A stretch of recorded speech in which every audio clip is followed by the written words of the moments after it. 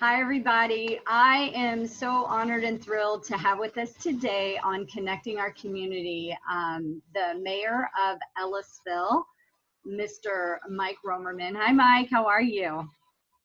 Hi, Lori. How are you? How's everything over at the chamber office today? Well, I'm actually home, so Oh. we're working remote. Yeah, Heather and I miss her terribly. I can tell you that.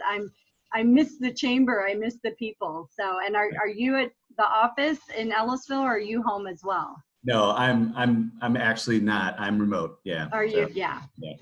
Well, so thank you. So the mayor of Ellisville, Mayor Roemerman, thank you so much again for taking the time to be with me on this video Zoom. This is kind of the way of the world right now, just video conferencing, continuing communication. How are things at the city of Ellisville and with you? And tell everybody a little bit more about you as well. Sure. So at City Hall, it's funny or coincidence what you say about Zoom being the way of the world. We actually, some of the things we've done for City Hall is we haven't closed City Hall, but we've essentially locked the doors, and we will take visitors on an appointment basis so that we don't have people congregating, kind of one at a time. And, we're asking folks to be kind of in and out, and get their business done and try to do what they can either on our website. We have a lot of different forms for applications and different things that people would normally come to the website or to the City Hall for that's available on the website. For the public meetings, we actually have a Zoom platform that we are going to be able to extend out to the public. Very easy. If you have Zoom, you know how flexible it is, to where all they have to do is click a link and they can get right to the meeting. They'll have the ability to speak and have comments when that time comes, just like they would if they were actually in the meeting. So we've already got all that, figured out. And, with the different departments, they're doing things, a little bit different by department, but we will be working and being careful. That's the other thing is we're advocating that everybody be diligent with everything that they're doing. Yeah. How do you think, so with the business community in Ellisville in particular, since you're the mayor of the Ellisville, I won't talk on with the entire region, but with the city of Ellisville, how are you hearing from the businesses within your community? Are they reaching out to the city? I know with the West St. Louis County Chamber, we're encouraging people more and more to reach out to us and stay connected. So what are they doing? Is there a platform in Ellisville that they can go to? Yes.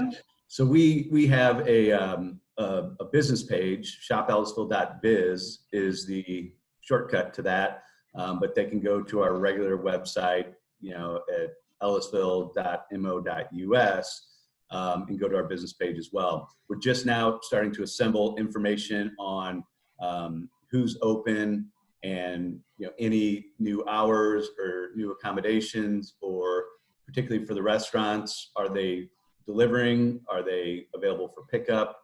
Particularly the places that don't have a drive-through, normally have a dining room type of a seating. Those are the ones that are going to have to rely on delivery and pickup. And we just want to make sure that everybody knows what those parameters are, so that they have that availability. Very good. So go to the website, and you're sending out emails as well to everybody. Yes. So we have an email and text broadcasting system. You can sign up for that on our website. And we're encouraging people to get signed up for those. There's a lot of different categories that they can sign up for. So we're not going to be blasting out every little thing unless it's something that they're interested in. I want to say there's probably 20 different options in there. So if you just want to hear about businesses, but there's options for, public meetings, there's options for the Parks Department, there's options for, various different types of information that is accessible to them. So we've made it, very customizable so that, I know a lot of people are, they don't want 20 things in their email or their text every day. I signed up for all of them, but But really, We know why. yeah, I mean, we're not a marketing organization, so Right.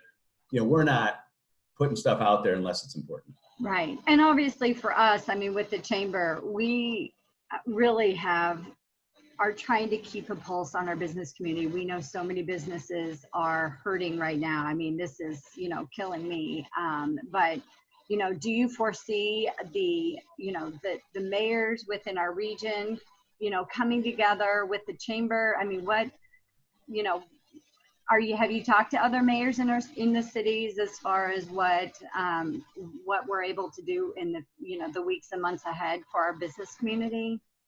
Yeah, I think most of the conversations have been preliminary, simply for the reason that we were trying to figure out what we're doing as an organization first, Mm-hmm. before we can reach out and help others. Obviously, we got to be safe and healthy ourselves before we can help others, but we are positioned for that.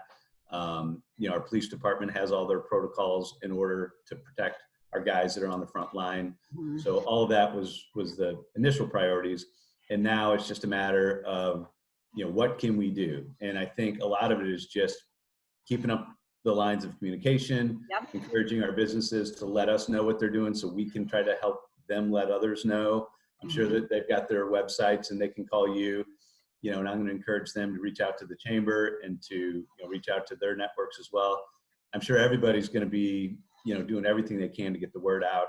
And then we'll be encouraging our citizens to remember our restaurants, because when this is over, we want them to be there, so that we can go back out to dinner when the time's appropriate.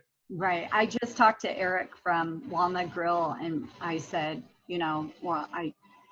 I'm like, after this is over, everyone is going to want to get out of their house and go to the restaurants and meet up. And so we're going to have a lot of that, hopefully. So, well, any last words? And you tell people what you do on the business side too. So when I'm not mayor, I'm, as you know, most elected officials, it's not a full-time job. We have a city manager that runs the city on a daily basis, does a phenomenal job. All the employees report to him. We're legislators. We make key decisions, and in my case, I'm kind of the face and voice of the city when it's important times like this. And so during the day, I'm in the mortgage business and I'm working remotely. We have, for all practical purposes, shut our office down. Fortunately, what I do, I don't have to go anywhere. As long as I've got an internet connection and a cell phone, I can do what I need to do. How that's going to impact the real estate business is yet to be seen. I know I've got 2 clients that have just recently entered into contracts to purchase houses. So people still have to buy houses. They still have to move. And it's good to see that people are still moving forward. The markets have been pretty chaotic. So that's been interesting to watch. So we watch the stock market, the bond markets, mortgage-backed securities, and a lot of the other related financial markets that impact these things. And it's interesting, of course, everyone's heard that the Fed rate just dropped, which is short-term money. So good news, your car loans, your credit cards, most people are getting 0% credit card offers, stuff like that. That's short-term financing has been helpful. That actually we get a transverse effect typically with Fed rate cuts on the mortgage side, because that's long-term investment capital.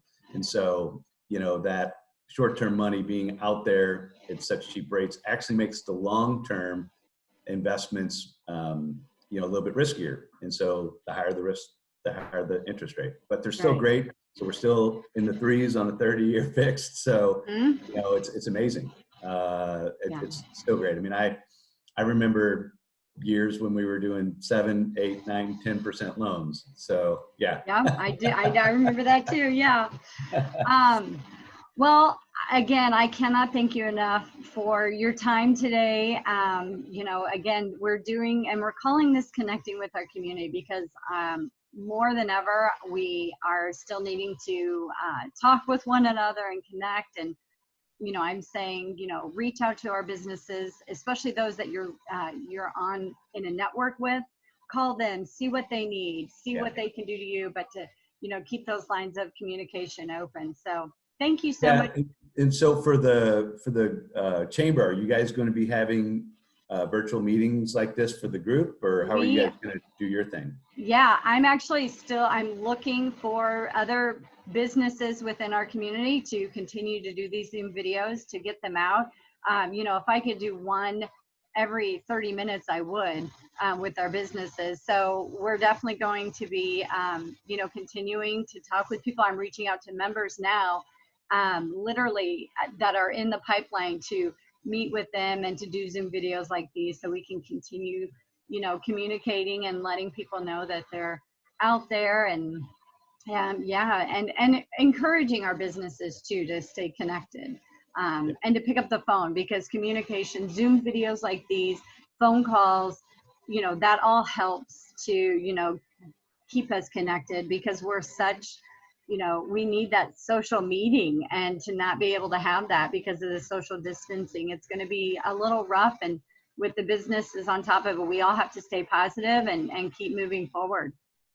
Absolutely. Well, appreciate everything you're doing there. And thanks for the call today. Thank you, Mayor. Have a good one.